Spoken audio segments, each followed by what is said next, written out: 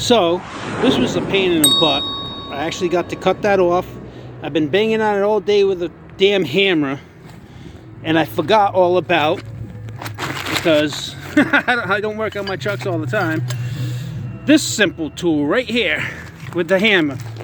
I have to just bang it in there, and then boom, it just popped right out. What a yo-yo I am.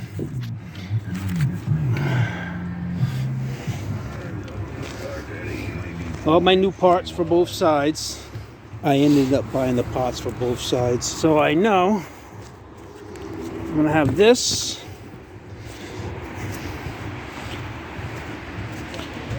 And I have to grab one of each box. Sometimes stuff in life happens and you just have to get through it.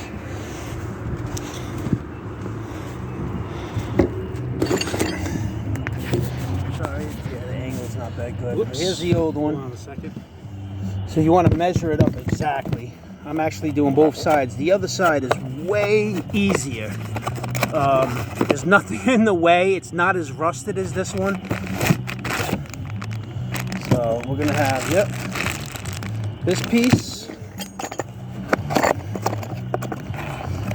Oh yeah, it was just over 200 bucks for all these pieces. Clamp set, the sleeve, they call it the sleeve. Sorry about the camera, it's just the way it is. And the end piece. Alright. Now I have to match this up. It has to be the same amount of threads. So I'm going to open all these up and put it together. Here's the tie rod setup. This is the outer, this is the inner, and that's the sleeve. Each piece comes with this oil, grease fitting. I already put that on. It's 8mm for that. For those, each come with a cotter pin that you put in when you're done there. This came with one also for that side. All right, now you have to match up the threads to make it exactly the same size. Here.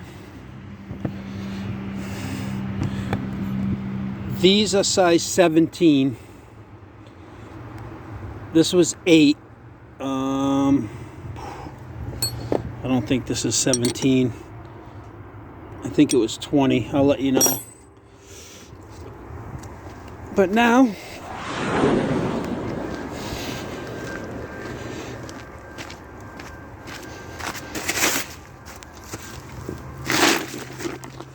yeah, like rain clouds all over there. It's all dark, couple sprinkles, and you come on this side, see, it's blue skies all over there.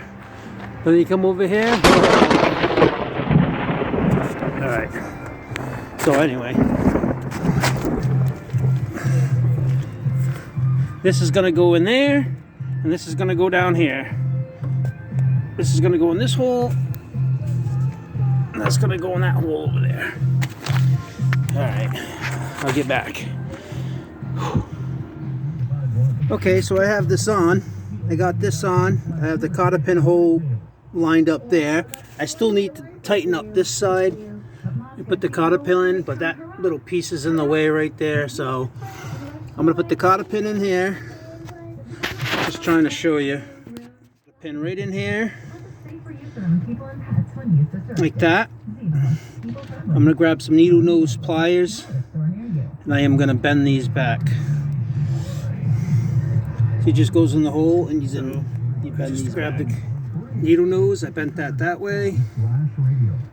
Grab this side and just bend it this way to the left, and that's it. Simple. I mean, the whole job is a little pain in the butt, but it's brand new. I'm going to put one in on the other side. I just have to tighten this one up, put the cotter pin in. This side is done. And they go on the other side. Brand new tire rod. In and outer.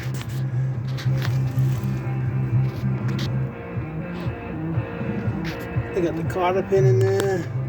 The grease fittings on the bottom. There we are. So The other side should be way easier.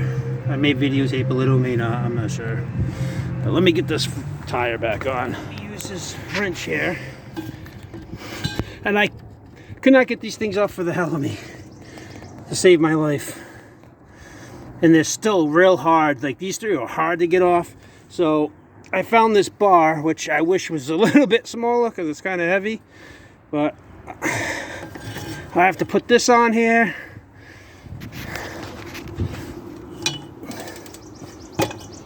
To get these off.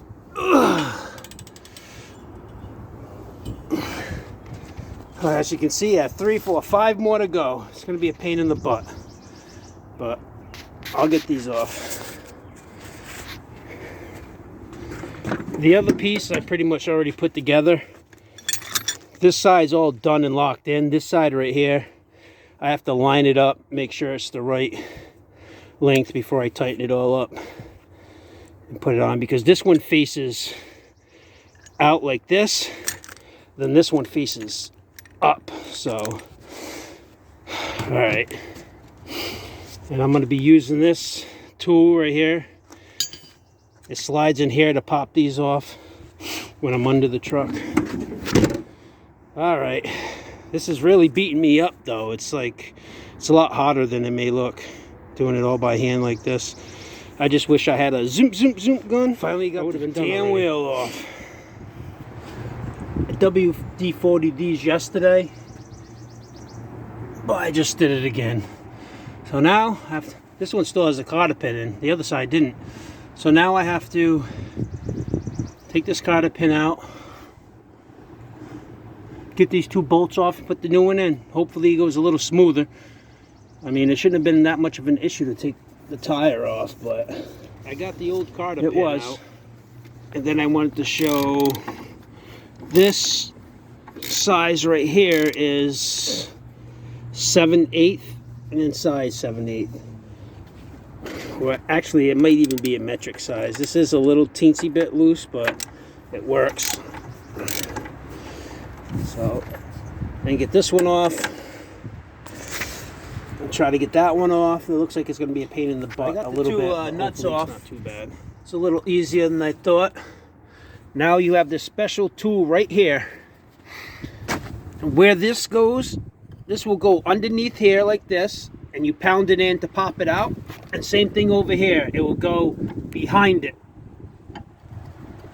Behind it over here. You pound it in to pop it out. Like this, you know what? Can you see it? Yeah, that goes behind there. I have to pound it out. It's the same thing here. This is just underneath. So, time to pop this out and put the new one in. See, I actually just banged this one down with the hammer, and the other side I did have to use this. I'm mashing this up, getting ready to put it in. New one in right here.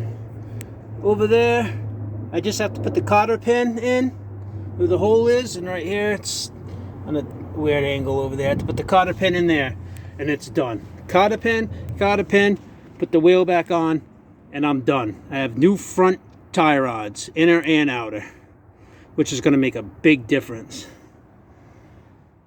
Tie rods, I'm finally done. 2 old ones are out. Boom. Brand new tie rod right over there. And brand new tie rod over here. I am happy.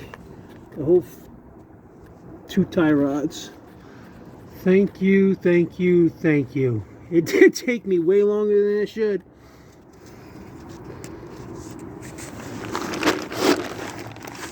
Unfortunately, it took me 3 days to do this side. I couldn't even get the lug nuts off. Couldn't get the parts out. Parts breaking. Tools breaking. This side right here took me 3 hours to do this side today. And all of the time was taking these lug nuts off at the beginning. That's what was the big time thing. Oh, I did take a couple little breaks though. This is just a trickler, so battery charger, so it's going to take forever. I've had this thing on here for 2 complete days, still not fully charged. I started the truck up, it won't stay running, it shuts right off, so hopefully it's just the battery. But I thought the battery would start up, the alternator would charge the battery to stay running, but maybe there's another issue now. All right, until next time.